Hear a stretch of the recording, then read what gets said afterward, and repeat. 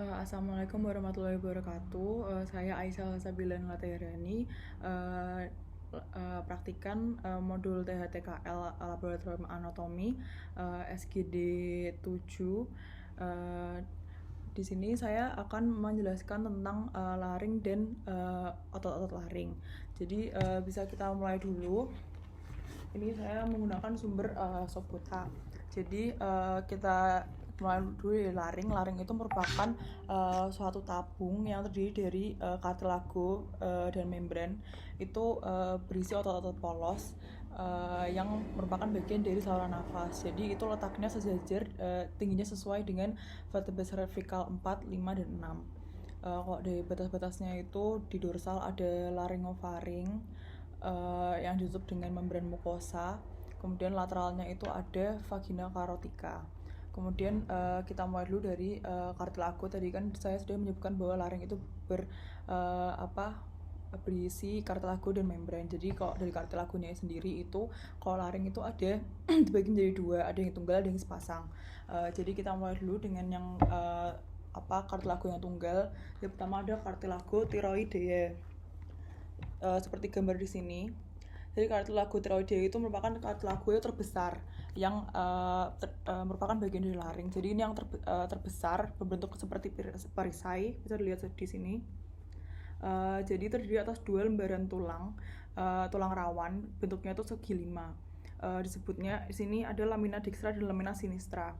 Jadi nanti mereka akan membentuk sudut, ukurannya 90 derajat sampai 120 derajat. Nanti membentuk setelah berbentuk V ini. Kita lihat di sini dinamakan incisura thyroidea superior. Kemudian nanti di lamina, kedua lamina akan bersatu membentuk suatu pertemuan yang menonjol yang namanya prominensia laringea. Jadi pada laki-laki itu bakal menonjol yang namanya promum adamum atau Adam's apple atau biasa disebut jakun. Jadi nanti pinggir belakang laminanya itu nanti bakal menebal. Makin ke belakang tuh makin menebal, nanti akan menonjol ke atas dan ke bawah, namanya itu cornu superior dan cornu inferior. Seperti dilihat di sini.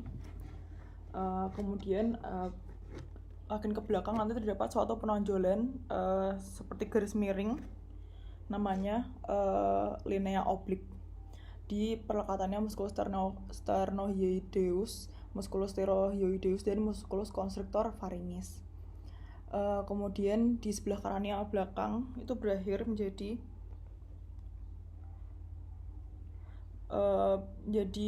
incisura thyroidea inferior, kecil di belakang ini, di sini. Kemudian lanjut ke cartilago cricoidea. Cartilago cricoidea itu ini, yang ini disebut juga bagian depannya itu lengkungnya sempit, itu disebut sebagai arcus cartilaginis cricoidea. Kemudian di bagian atasnya di lamina kanan dan kiri itu ada fascias articularis cricoaritonoidea ini. Kemudian selanjutnya ada cartilago epiglotica.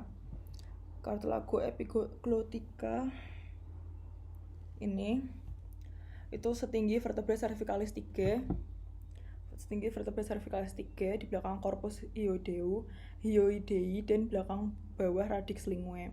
Kemudian nanti bagian atasnya itu kan bakal konveks ke depan, terus bagian bawahnya konveks ke dorsal, menonjol ke dalam laring sebagai tuberculum epigloticus.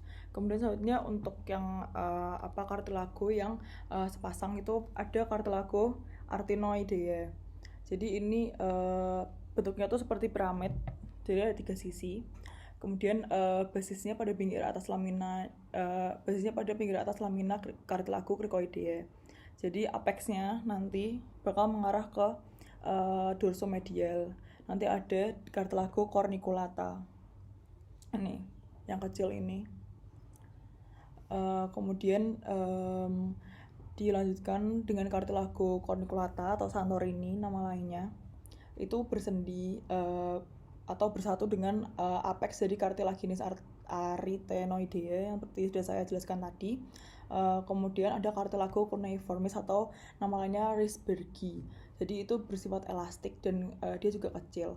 Kemudian selanjutnya ada syndesmosis laringis. Itu merupakan suatu jaringan ikat yang menghubungkan rangka dari laring, baik yang ligamen maupun membran. Jadi dibagi dua, ada membrana atau ligamenta ekstrinsik dan membrana atau ligamenta intrinsik. Jadi kalau yang membrana ligamenta ekstrinsik itu menghubungkan skeleton faringis dengan jaringan lainnya. Jadi ada membran tiroidea, itu merupakan membran fibroelastis. Kemudian ligamentum hypoepigloticum itu menghubungkan fasies anterior epiglottis dengan pinggir atas corpus osioideu dan cornomaius. Kemudian ada ligamentum cricotracheal, itu menghubungkan cartilago cricoid dengan annulus rachealis 1. Kemudian yang membrana atau ligamenta intrinsik itu ada 5. Jadi yang pertama ada membrana quadrangularis, itu menghubungkan sisi epiglottis dengan cartilago arytenoidea dan corniculata. Kemudian ada conus elasticus atau membrana cricotiroidea. Kemudian selanjutnya ada ligamentum thyroepigloticum. Kemudian ada capsula articularis cricotiroidea dan capsula articularis cricoarytenoidea. Kemudian ada cavum laringis. Jadi cavum laringis itu dindingnya diliputi oleh membran mukosa. Jadi dibagi bagian atas dan bagian bawah. Sama ada sepasang lipatan mukosal di bagian lateralnya seperti di gambar ini. Kemudian di dapatnya itu terdapat ligamentum vokal. Ligamentum vokal di sini. Kemudian pada lipatan ini ke dalam arah anterior superior itu ada disebut plica vocalis ini. Kemudian di dalamnya itu terdapat ligamentum vokal yang melekat pada prosesus vocalis cartilago arytenoidea. Kemudian di bagian kranialnya itu terdapat plica yang lebih kecil, yaitu plica vestibularis ini.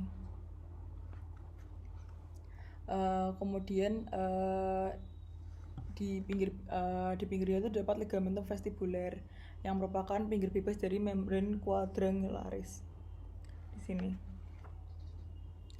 Kemudian celah antara plica vocalis itu disebut rima glottidis. Kalau di antara plica vestibularis itu namanya rima vestibul.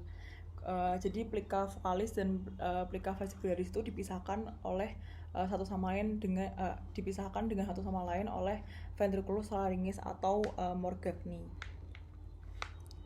Ini dipisahkan seperti ini. Jadi adytus laringis sendiri itu merupakan pintu masuk ke dalam cavum laringis. Jadi itu ada batas-batasnya. Jadi kalau batas ventral itu ada pinggir atas dari epiglottis. Kemudian kalau lateralnya itu ada plica ariepiglotica. Kemudian di dorsalnya itu ada tuberculum cuneiform dan corniculatum. Baik, selanjutnya otot-otot laring. Jadi otot pada laring itu ada dibagi menjadi dua, ada yang intrinsik, ada yang ekstrinsik. Jadi untuk otot intrinsik itu menggerakkan bagian laring yang untuk mengubah panjang dan ketegangan dari plica vokalisnya dalam produksi suara dan mengubah ukuran dari rima glottidisnya. Jadi yang termasuk dari otot-otot intrinsik itu ada musculus cricotiroideus di sini. Kemudian ada musculus cricoarytenoideus lateral ini. Kemudian ada musculus cricoarytenoideus yang posterior. Kemudian ada musculus arytenoideus pars transversa. Kemudian ada musculus arytenoideus pars oblique. Kemudian ada musculus thyroarytenoideus yang pars internal atau bisa disebut musculus vocalis. Terdiri dari musculus cricotiroideus, kemudian musculus cricoarytenoideus yang posterior, musculus cricoarytenoideus yang lateral, kemudian yang tadi ada musculus arytenoideus pars oblique dan musculus arytenoideus pars transversa. Kemudian ada musculus arytenoideus. Jadi dari fungsi-fungsinya otot intrinsik tadi kan ada mengatur rima glottidis. Jadi untuk membukanya itu biasanya oleh musculus cricoarytenoideus posterior. Kemudian kalau untuk menutupnya itu oleh musculus cricoarytenoideus lateral, musculus arytenoideus transversa, musculus cricotiroideus dan musculus tiroarytenoideus. Kemudian juga mengatur ketegangan ligamentum vokal, mengatur adductus laryngis untuk membuka dan menutupnya juga. Kemudian untuk inervasinya sendiri itu dari cabang-cabangnya nervus vagus, kecuali dari musculus cricotiroideus. Itu dipersarafi oleh nervus laryngeus inferior. Kalau misalnya musculus cricotiroideus yang posterior dan musculus arytenoideus transverse itu dari ramus posteriornya, sedangkan yang lain itu dari ramus anteriornya. Kemudian untuk otot-otot ekstrinsik dari laring itu punya salah satu perlekatannya pada os hyoid. Jadi dia untuk menggerakkan laring secara keseluruhan. Jadi dibagi menjadi otot depresor dan otot elevator. Jadi yang otot depresor itu ada musculus omohyoideus di sini. Kemudian ada musculus sternohyoideus dan musculus sternothyroideus. Kemudian untuk otot elevatornya sendiri itu ada musculus myohyaloideus, kemudian ada musculus stylohyoideus, musculus thyrohyoideus, musculus stylopharyngeus, musculus palatopharyngeus, musculus constrictor pharyngeus medius, dan musculus constrictor pharyngeus inferior. Kemudian untuk vaskularisasi dari laring sendiri itu ada pertama arteri laringea superior, cabang dari arteri thyroidea superior mengikuti ramus internus nervus laryngeus superior. Kemudian ada arteri laringea inferior, cabang dari arteri thyroidea inferior. Kemudian ada venanya itu ada vena laringea superior. Kemudian ada vasa limfatika laring, nanti akhirnya berakhir pada nodul limfaticus cervical profundi. Kemudian kalau dari inervasi laring sendiri itu ada nervus laryngeus superior, itu dibagi menjadi ramus yang ramus internus dan ramus externus. Kalau yang ramus internus itu bersifat sensibel untuk mukosa di atas plika vokalis. Kalau yang ramus externus itu bersifat motorik. Kemudian ada nervus laryngeus inferior dan serabut-serabut simpatis. Kemudian fungsi otot-ototnya dari laring secara keseluruhan itu membuka dan menutup dari rima glottidis, biar nanti udara dapat masuk dan juga kita dapat mengeluarkan suara untuk berbicara. Kemudian untuk yang berbicara itu kita dapat mengatur dari ketegangan plika vokalis saat berfonasi, itu juga merupakan fungsi dari otot-otot laring.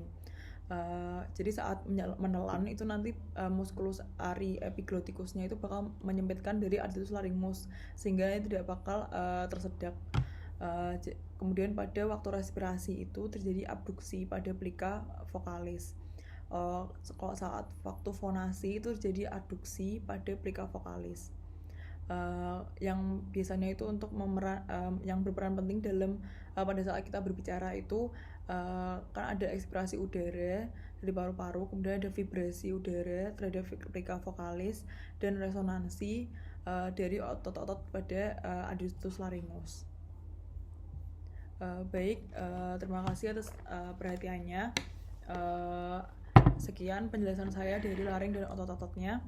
Terima kasih. Wassalamualaikum warahmatullahi wabarakatuh.